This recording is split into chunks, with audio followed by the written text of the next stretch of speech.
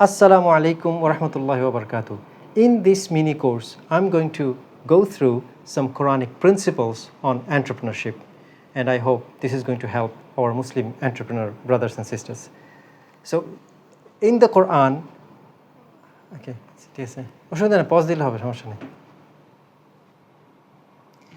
In the 28th surah of the Quran, Surah Qasas, we find a story of a person named Qarun. Qarun was a filthy rich person. He was among the people of Musa alayhi salam. He thought that he accumulated his wealth through his knowledge and his skills. So he was very arrogant and boasting about his wealth and his adornments and his riches whenever he went out. So in this passage of Qarun, we find some do's and some don'ts about Muslim entrepreneurship. I'm going to go through these do's and don'ts so that we can develop qualified and more. Pause this on. From this story of Qarun, we find some great principles and some do's and don'ts about Muslim entrepreneurship. I'm going to go through these do's and don'ts so that we can develop a blessed entrepreneurship journey, inshallah. Let's go. Pause though. Let's go through the don'ts first. Qarun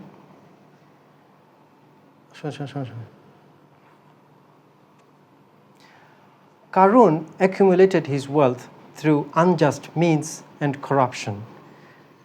It is mentioned in the Quran, فَبَغَى عَلَيْهِمْ. And Islam, let's start with the don'ts from this story. First of all, we find that Qarun accumulated his vast rich and wealth through unjust means and corruption. And Quran strongly condemns unjust accumulation of wealth.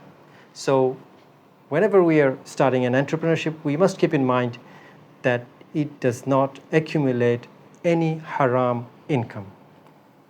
Pause. Qarun, having accumulated vast amount of wealth and riches, yet he didn't pay any tax or any zakat. It is mentioned in the Quran that Quran mentioned the word kanz in this regard. Kanz means accumulating without paying zakah. So the lesson we learn here is whatever we earn, whenever we start an entrepreneurship, we must keep in mind that we have to pay zakah and we have to pay legal taxes. Yeah. His vast wealth and riches made him arrogant, and whenever he went out, he used to brag about it and he used to show off his wealth and adornment. At the same time, he never invested his wealth for social welfare or for greater good.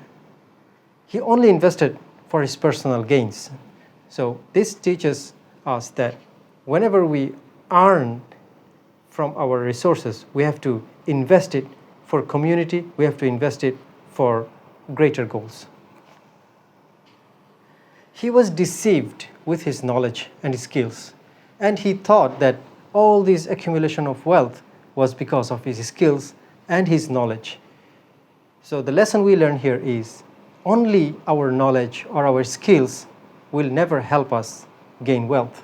It is rather the blessings that increases wealth and that makes us rich.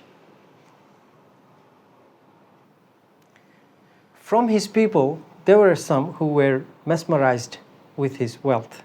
They thought that, wow, Qarun is so lucky. He has vast amount of wealth. We would have been same lucky if we would have similar wealth. But whenever Qarun was punished, but as soon as Qarun was punished and he faced the wrath of Allah subhanahu wa ta'ala, they realized that his wealth never made him lucky. Rather, they thought they were fortunate enough to be saved from the wrath that Qarun faced.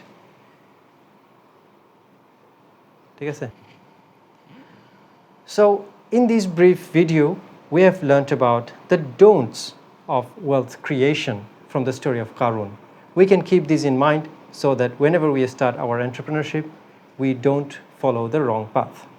Thank you, and stay tuned for the next video where we are going to discuss about the do's and how Allah subhanahu wa ta'ala would bless such entrepreneurship.